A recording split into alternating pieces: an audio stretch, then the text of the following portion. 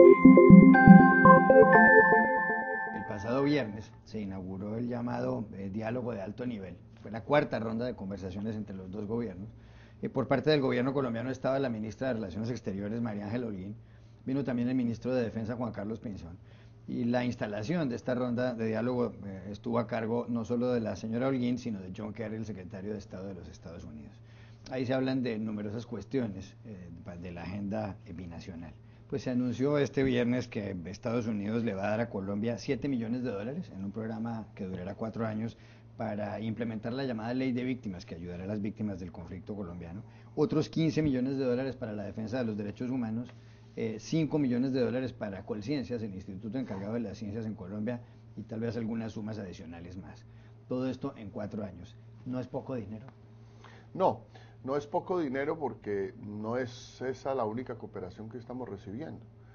Recordemos que también está vigente la ayuda del llamado Plan Colombia, que son 320 millones de dólares o algo así, y otros programas que no fueron revisados en esta oportunidad en el diálogo.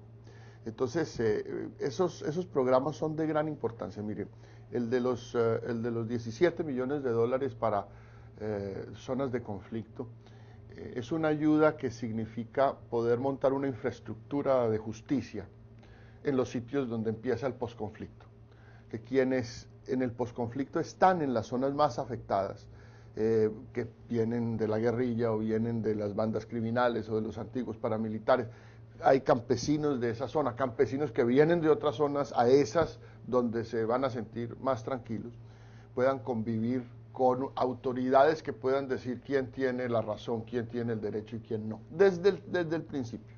Y eso es de una gran importancia, construir desde los primeros días del posconflicto seguridades jurídicas para las comunidades de distintos orígenes que van a convivir. El programa para participación de la sociedad civil en temas como restitución, como reparación de víctimas, fundamental. Las organizaciones de víctimas, las organizaciones de desplazados, las organizaciones de personas que buscan la restitución de sus tierras, son los verdaderos interlocutores de los programas. Y es a través de esas organizaciones que se puede transmitir un mensaje de paz. Y en lo de Colciencias, pues es un fondo colombiano. Esos son recursos que pone Colombia en la mesa para movilidad académica, que los profesores puedan estar viniendo a los Estados Unidos, a las mejores universidades, a hacer la actualización científica correspondiente. Estudiantes de posgrado de los más altos niveles que estén intercambiándose entre Colombia y los Estados Unidos para estar en el estado del arte, en física, en matemáticas, en ciencias básicas.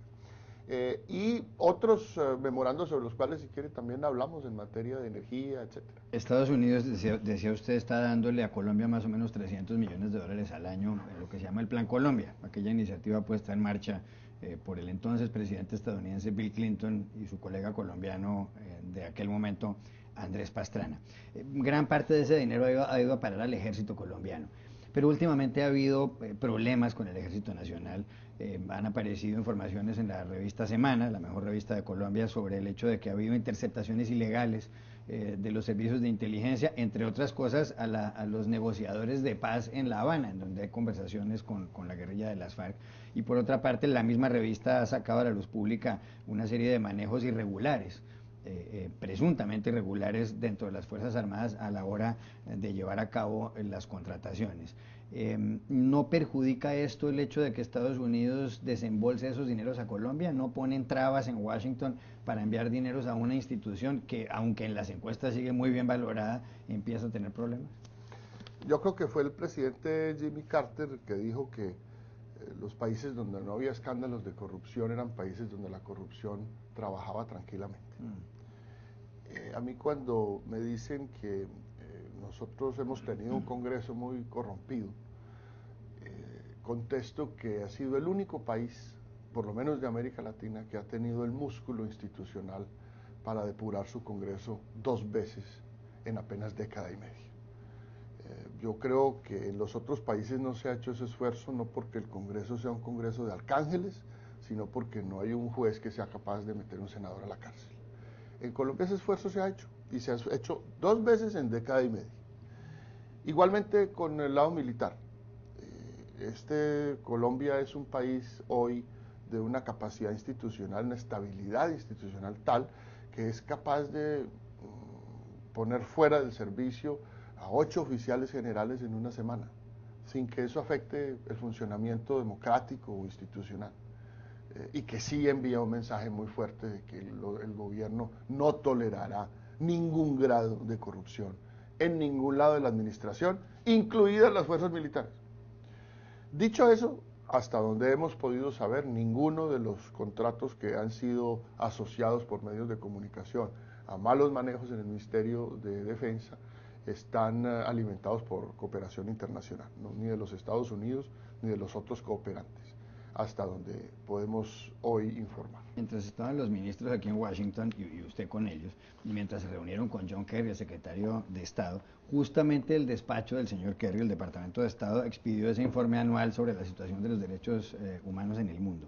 En lo que tiene que ver con Colombia, el Departamento de Estado dijo lo siguiente, que el problema más serio de los derechos humanos en Colombia han sido en los últimos 12 meses la impunidad, la justicia ineficiente, el desplazamiento forzado, la corrupción y la discriminación social. Y las cifras que da son aterradoras. ¿Cómo recibieron ustedes ese informe cuando estaban sentados a la mesa con el señor Kerry? ¿O será que es que hay un poco de hipocresía de Estados Unidos que también es con zanahoria y garrote? En la página anterior a la que usted acaba de leer están las cosas buenas. En ese informe, las cosas buenas dicen: hemos mejorado en la aplicación, por ejemplo, de la Ley de Justicia y Paz, y los testimonios que se han logrado conseguir allí han generado condenas en la justicia penal a altos funcionarios del Estado que hoy están pagando su castigo por los hechos cometidos. Está también en el párrafo anterior las cifras sobre descenso en los homicidios, descenso en las desapariciones o en las ejecuciones extrajudiciales. Está también una cierta satisfacción por el funcionamiento de nuestra Corte Constitucional. Entonces, es un informe que tiene de bueno y de malo. Lo bueno en materia de derechos humanos proviene de una política integral de derechos humanos que, entre otras cosas, ha manejado el señor vicepresidente Garzón con inmenso éxito. Pocos países del mundo logran lo que se logró en enero, hacer en Colombia una política integral de derechos humanos por consenso entre quiénes, entre víctimas, defensores de derechos humanos, ONG, sociedad civil y gobierno, tanto central como regional. Hoy hay una política integral hecha por consenso. Y lo malo son cosas que por supuesto sabemos y que estamos trabajando en ellas. La impunidad. El presidente Santos es el primero en decir hay que hacer una gran reforma, un overhaul de la justicia en Colombia, para poderla poner al nivel del progreso que han sufrido todos los demás sectores de la sociedad colombiana y del Estado. Y ese es uno de sus empeños, si es reelegido para estos otros 4 años. ¿Cómo no decir que se necesita mirar el procedimiento penal en Colombia para que sea más corto, que la gente tenga más confianza, que pueda denunciar con mayor tranquilidad? Todo eso me parece que está bien dicho en ese informe y sobre todo bien reconocido por el gobierno. Ahora bien, ¿que uno preferiría que los países no opinaran sobre las cosas de los demás? Claro que sí, pero está ese hecho ahí, no es una opinión solo sobre Colombia, es una opinión sobre medio planeta. Y nosotros en este informe tenemos una tendencia favorable, mientras que otros países de América Latina desafortunadamente la tienen desfavorable. Embajador, usted fue miembro del equipo negociador de paz en estos diálogos con las FARC que tienen lugar en La Habana hace poco más de un año. Acaban de aparecer nuevamente resultados de lo que en Colombia se llama la gran encuesta, que está hecha por la alianza de RCN Radio, RCN Televisión, la FM de RCN, todas las cuales son de esta casa, o esta casa de ellas, para decirlo claramente, y también la revista Semana, forma parte de ese equipo, de esa gran alianza. Cuando a la gente se le pregunta, ¿está usted optimista o pesimista con respecto a los diálogos de paz? Optimista contesta el 36%, pesimista el 57%. ¿Cómo interpreta ese resultado? Es la expresión de un sentimiento de la sociedad colombiana que se ha traducido en respuestas a preguntas parecidas durante todos estos meses, yo diría en los últimos 2 años tal vez, y con certeza desde que se hizo público el proceso de paz. que es un doble sentimiento, que estas encuestas lo que reflejan es sentimientos, ¿no? Más pasión que razón. ¿Usted confía en las FARC? La respuesta es no, 78%. Entonces, ¿usted quiere que nos paremos de la mesa? No, 69%.